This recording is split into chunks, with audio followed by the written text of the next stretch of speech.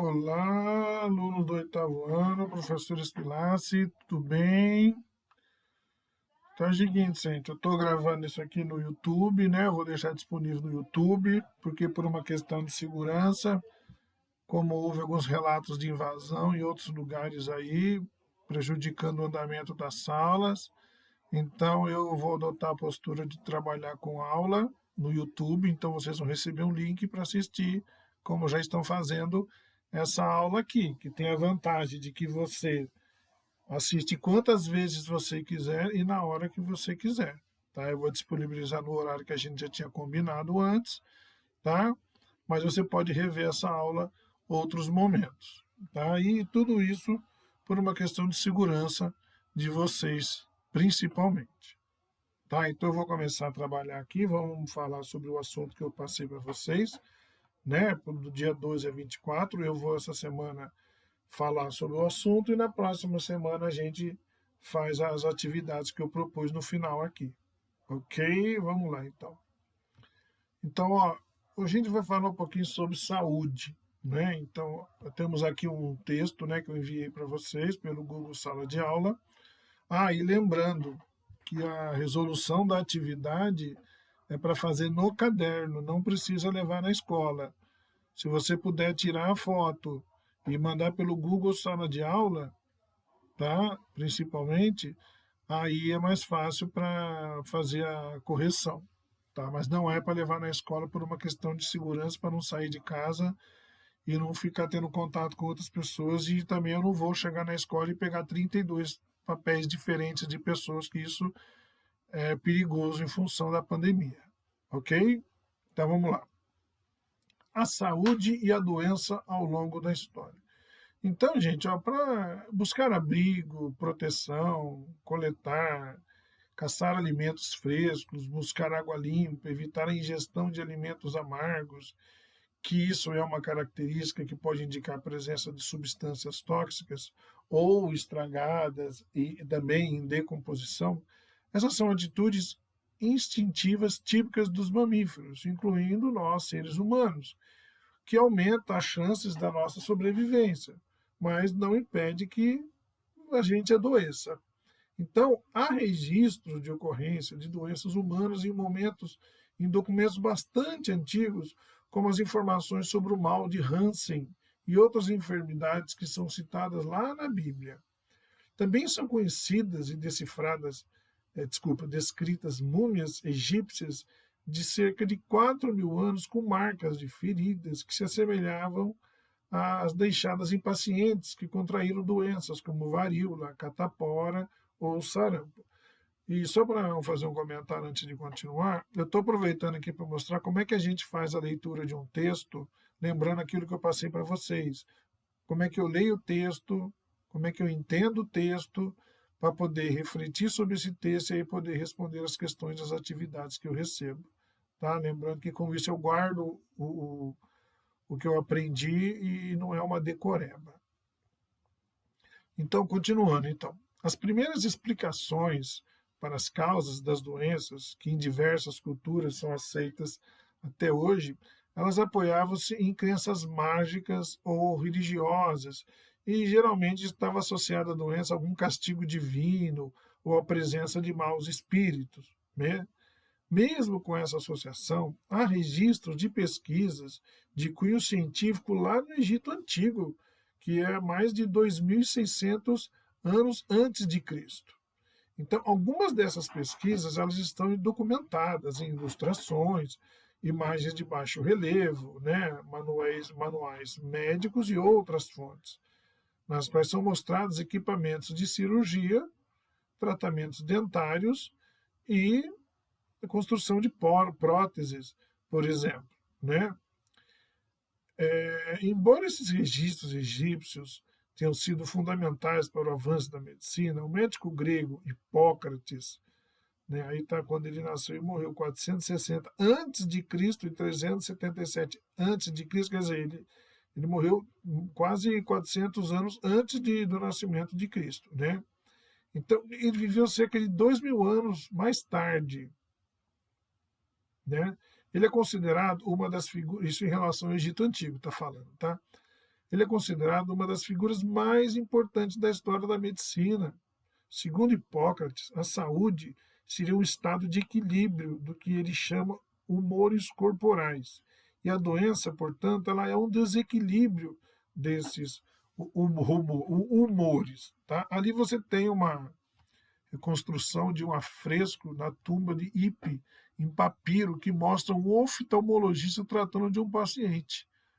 Ó, isso aqui, ó, 1190 antes de Cristo na civilização egípcia, tá?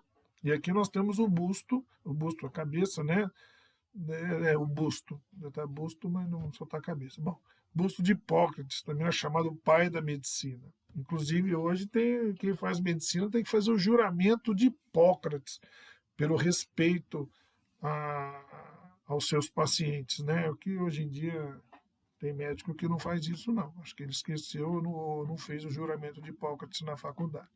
Bom, então, durante a Idade Média, lá no século V a século XV, foi um período marcado pela ocorrência de diversas epidemias. Olha que interessante isso aí. Aí entra a importância de conhecer a história, até porque vai explicar a história lá, uma coisa ligada à ciência aqui. Então, esse período teve muitas diversas epidemias e a crença de que a doença era um castigo por pecados cometidos era muito popular. Tem gente que até hoje pensa assim. Somente no Renascimento, lá no século XVI, os estudos da anatomia, a fisiologia e a química foram retomados, até que os experimentos de Louis Pasteur, entre 1860 e 1860, puderam esclarecer a relação entre micro-organismos e doenças. Com a identificação de alguns causadores de doenças, com algumas medidas preventivas e tratamentos mais específicos, para cada enfermidade puderam ser, então, desenvolvidos. Então, a saúde ela não é apenas ausência de doença, vamos entender isso. A concepção de saúde ela foi utilizada ela foi mais utilizada atualmente, que é utilizada mais atualmente, ela é definida pela Organização Mundial da Saúde, a OMS. A agência da Organização das Nações Unidas, né, da ONU, especializada no tema, a OMS, ela foi criada em 1948 com o objetivo de promover a cooperação entre os povos, de modo que todas as pessoas possam atingir o máximo nível de saúde. A OMS ela define saúde como um estado de completo bem-estar físico, mental e social, e não apenas a ausência de doença ou de enfermidade. Então, dessa forma, a gente pode concluir que atualmente a definição de saúde é bastante ampla e ela vai abranger não só os aspectos fisiológicos, mas também fatores psicológicos e sociais. E a saúde, ela é um direito de todos. Segundo o artigo 25 da Declaração Universal dos Direitos Humanos, toda pessoa tem direito a um nível de vida suficiente para lhe assegurar e a sua família a saúde e o bem-estar. Para a Organização Mundial da Saúde, OMS, é dever do Estado assegurar a saúde de todos os cidadãos.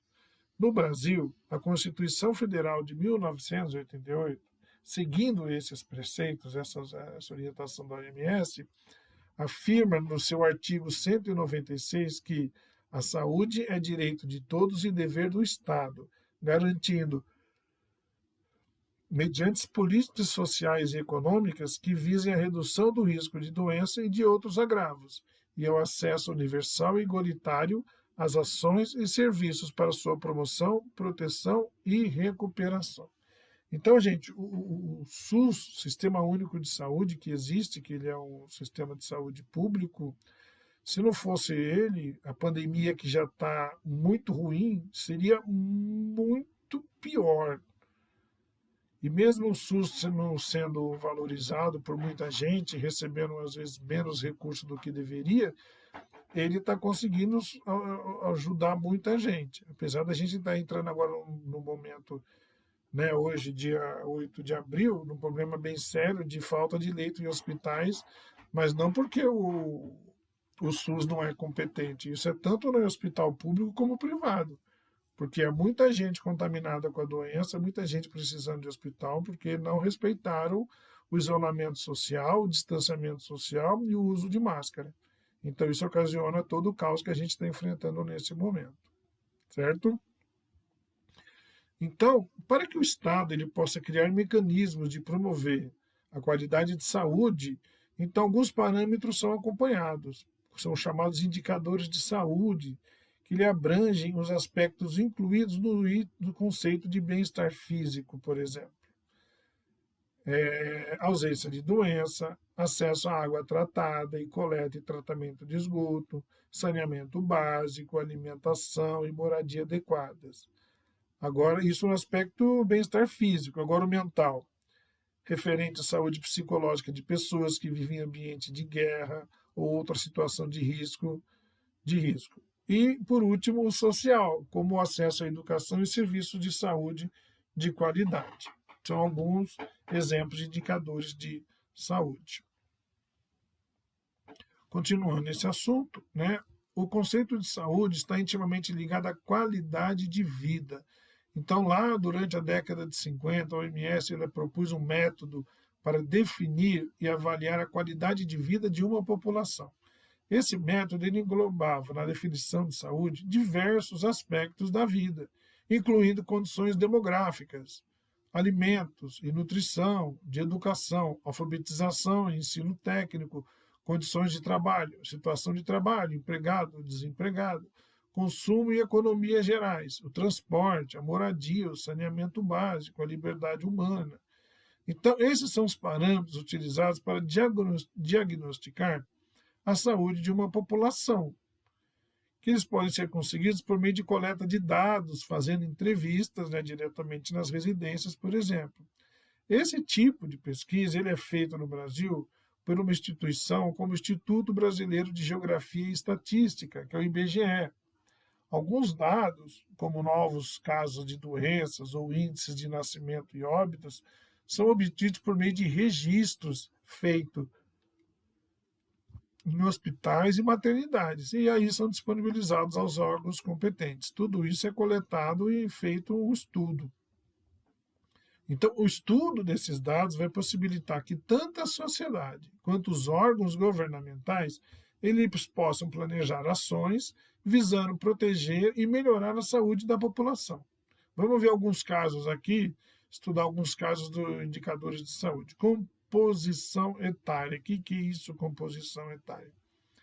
Então, a composição etária ela tem a ver com a porcentagem da população em cada faixa etária e dividida por sexo, masculino e feminino. Então, geralmente, esse indicador ele é representado graficamente de uma forma de pirâmide etária, com a faixa de idade no eixo vertical e a porcentagem da população, que é dividida por sexo, no eixo horizontal. Então, azul estão os homens e rosa aqui as mulheres. Então, repara, começa de 0 a 4 anos, 5 a 9, 10 a 14, 15 a 19, vai. Tudo isso são faixas etárias, até 100 anos ou mais, né? Então, nós temos aqui uma representação em porcentagem de homem e de mulher para cada uma dessas faixas etárias. Isso aqui é um exemplo, né, da composição etária da população brasileira. E de 2016, isso aqui, essa informação. Expectativa de vida. Um dado tradicional que pode ser tomado como indicador global de saúde é a expectativa ou esperança de vida.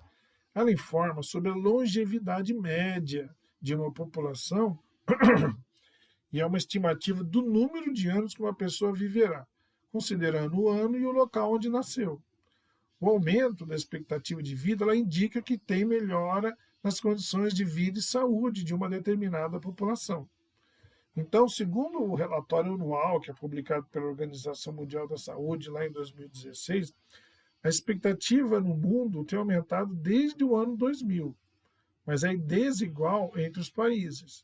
Em 12 países, todos localizados lá na Europa, na Ásia e na América do Norte, a expectativa de vida superou os 82 anos.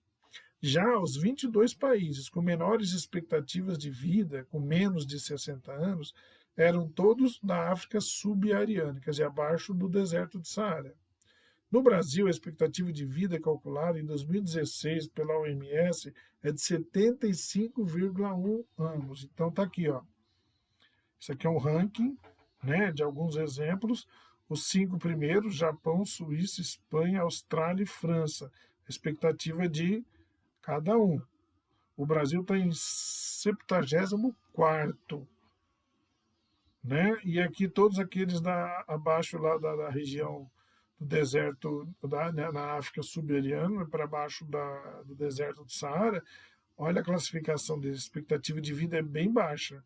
Então, tudo isso está relacionado, gente, à qualidade de vida desses países. Aí entra governo, como o governo trata a sua população, como o governo leva a sério uma doença, certo? Tudo isso interfere, tá? Continuando. Taxa de mortalidade. Em quase todos os países do mundo, é obrigatório registrar os óbitos que acontecem. Isso faz com que essas taxas de mortalidade sejam indicadores com dados acessíveis e confiáveis. O parâmetro da taxa de mortalidade é considerado pela OMS um dos principais indicadores de saúde e ele pode ser dividido em categorias, como taxa de mortalidade geral, risco de morrer em uma população, taxa de mortalidade neonatal, que é o risco de morrer antes de completar um mês de idade, taxa de mortalidade infantil, risco de morrer antes de completar 1 ano de idade, o de cima era 1 mês de idade. Taxa de mortalidade na infância, que é o risco de morrer antes de completar 5 anos de idade. Taxa de mortalidade por causas específicas, taxa de mortalidade por sexo ou cor e taxa de mortalidade por classe social. Então, por que isso? Vamos entender um pouquinho. Por exemplo, a taxa de mortalidade infantil é um dos indicadores de saúde mais utilizados. Ele é expresso pelo número de óbitos a cada 1.000 crianças nascidas vivas por ano. Em 2016, 75% das mortes antes de 5 anos de idade eram de crianças de até 1 ano. A OMS considera aceitável um índice de mortalidade infantil de até 10 mortes para cada 1.000 nascimentos. Segundo os dados mais atuais de 2016, o continente com maior risco de morte para crianças de 1 ano de idade é a África, com um índice de 52 óbitos a cada 1.000 nascidos vivos. O continente europeu, com 8 mortes a cada 1.000 nascidos vivos, é o que tem menor taxa de mortalidade infantil. Entre 1990 e 2016, a taxa de mortalidade infantil no mundo apresentou uma queda de 64,8 para 30,5 mortes para cada 1.000 nascidos. Mas isso, gente, é mundial. Não é que no mundo inteiro caiu. Alguns caíram e, na média, isso teve essa queda. Em 2016, o Brasil alcançou a meta de redução de mortalidade infantil estipulada pela ONU nos chamados Objetivos do Milênio. O índice foi de 14 mortes para 1.000 nascimentos, mas ainda está acima do que a gente considera aceitável. Quase metade dessas mortes estão relacionadas, olha que tristeza, à desnutrição, falta de alimento. E os indicadores de morbidade. O que é morbidade? Ele se refere à taxa de portadores de determinada doença em relação à população total, em determinado local e em determinado momento. As taxas de ocorrência de doenças para as quais existem registros obrigatórios, como câncer, HIV e AIDS e outras doenças sexualmente transmissíveis, tuberculose, cólera, gripe, malária e outras doenças tropicais, são indicadores importantes para avaliar as condições de saúde de uma população. Ao contrário dos registros de óbito, os de doenças variam muito e não necessariamente representam todos os casos existentes, mas mesmo assim eles podem ser importantes ferramentas no diagnóstico do estado de saúde de uma população. O risco de adquirir uma doença ou a taxa de incidência, ele é determinado pelo número de casos novos diagnosticados por um período de tempo, dividido pela população exposta pelo mesmo período. Então, tinha uma tabela aí, mas eu não coloquei essa tabela. A tabela da próxima página mostra a incidência da cólera uma doença transmissível e cuja ocorrência está relacionada à falta de saneamento básico e aos maus hábitos de higiene. Então, durante a década de 90, houve uma epidemia dessa doença, identificada com base no levantamento de dados. Assim, campanhas foram criadas para conscientizar a população sobre a importância de higienizar as frutas e hortaliças antes do consumo. Então, o estudo dos locais de maior incidência permite planejar ações de saúde pública que priorizem essas localidades. Então, no caso aqui, eu coloquei, não precisa ver a tabela, só para você entender como é que funciona uma coisa relacionada à outra. Né? A cólera relacionada à importância de você higienizar fruta e hortaliças antes do consumo. O que nós temos aqui agora são atividades que eu passei para vocês fazerem. Essa atividade número 1 eu tirei porque ela pedia para se reunir em grupo, tudo. Como isso não está sendo possível, eu coloquei essas 8 atividades para vocês fazerem. Lembrando que é para fazer no caderno a resposta. Professor, precisa copiar a pergunta? Não, não precisa. Você tem a folha, você já tem as perguntas, ela não precisa estar no caderno. Mas você vai ter que ler com muita calma para responder tudo que está aí. E aí, na próxima semana, aí a gente pega e faz a correção dessa atividade. Certo? Gente, qualquer dúvida, volta, revê o que eu expliquei, assiste quantas vezes quiser, a hora que quiser. Mas se ainda tiver dúvida, me manda por e-mail, lá naquele e-mail inicial que tem, que você já conhece. Ok? Gente, obrigado e até a próxima semana. Até!